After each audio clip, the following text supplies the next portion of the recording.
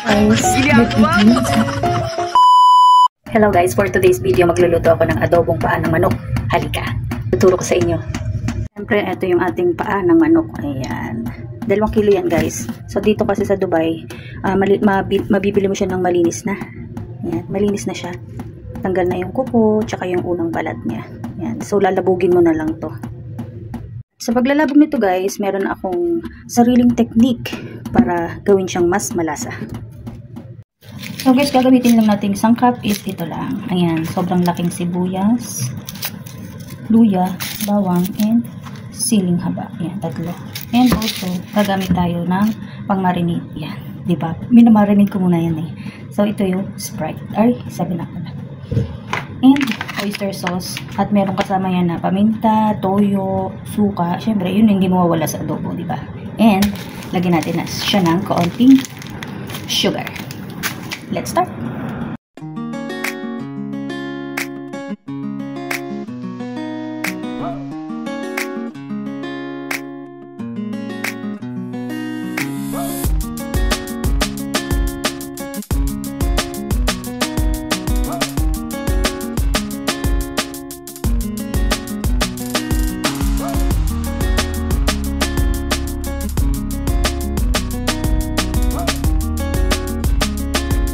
Yung mga pangunahing sangkap. Ayan, meron tayong luya, sibuyas, siling haba, and bawang. Diba? So guys, ganito ako magluto ng adobong paa ng manok. Ayan, diba? Ang lalaki, no? Linis niyan. Lalaki. Sarap. Tignan nyo naman to. Ayan, o. Diba? So, ganito ako magluto guys, ha. Minamarinate ko muna siya. So, lagyan ko siya ng bawang. Ayan. Sibuyas,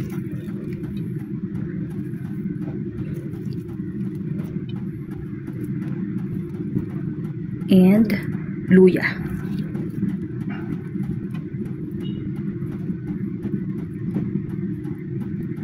Napakaraming luya para tanggal yung lansa niya. Natirang sibuyas, bawang, sili, and luya, yan, gagamitin natin to later sa pagigisa natin. And then, balik tayo dito, lagay natin ng Sprite. Wow!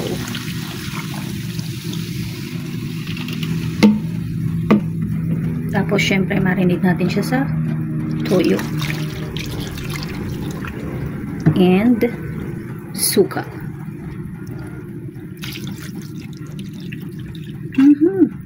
Bango na agad, di pa naluluto.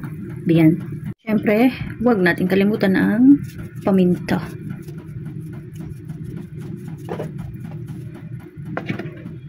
Natin siya haluin.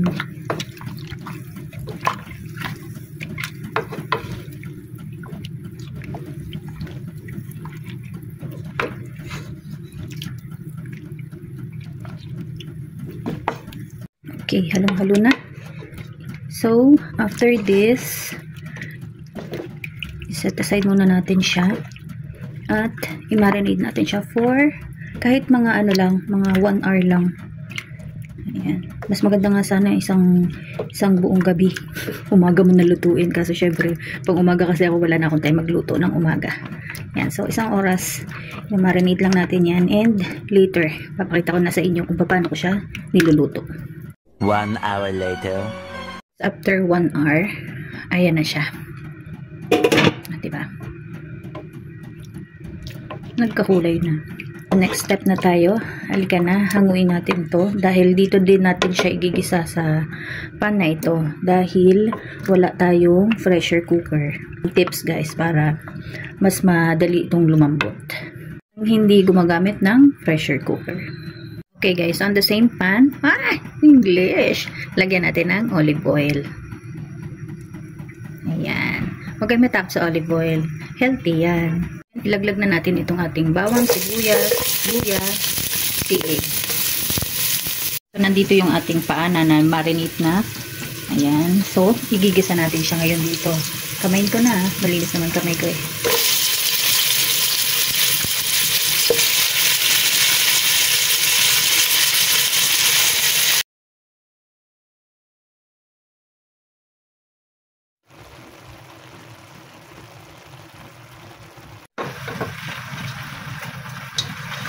Ayan.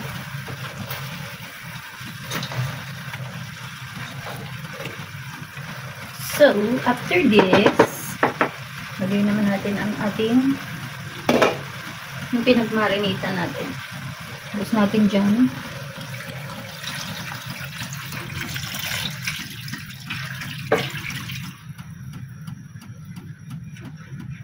Ang bango. Tapos, dadagdag tapos dagdagan lang natin siya ng konting sabaw. Dahil, ilalabog na natin siya.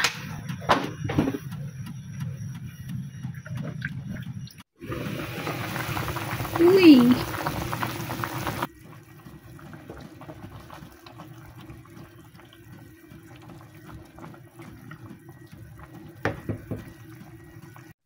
So guys, ito yung mahiwagang technique ng aking mama. Charon. Okay, kumukulo na siya, di ba? So, ang gagawin natin is hihinaan natin yung apoy. Siya, and then saka natin siya tatakpan ulit. At hayaan na lang natin siyang kumulo ng kumulo. And guys, oh, slow heat lang. Ayan ang technique ng mama ko para mas mabilis magpalabog ng karne.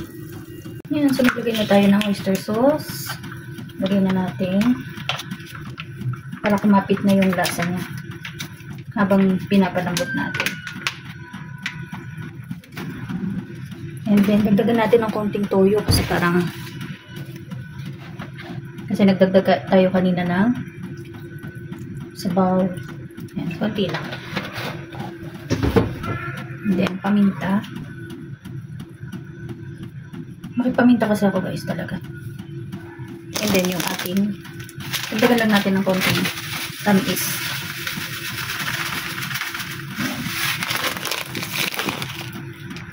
At haluin.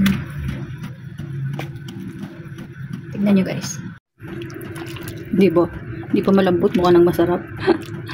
Ano ba yan? Hindi pa tayo tapos dyan ha. Meron pa akong ilalagay dyan. Diba? Okay, so takpan na muna natin siya at hayaan natin siyang kumulo ng kumulo. Check natin. Uy!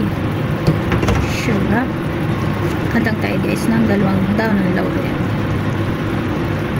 Pang dagdag aroma.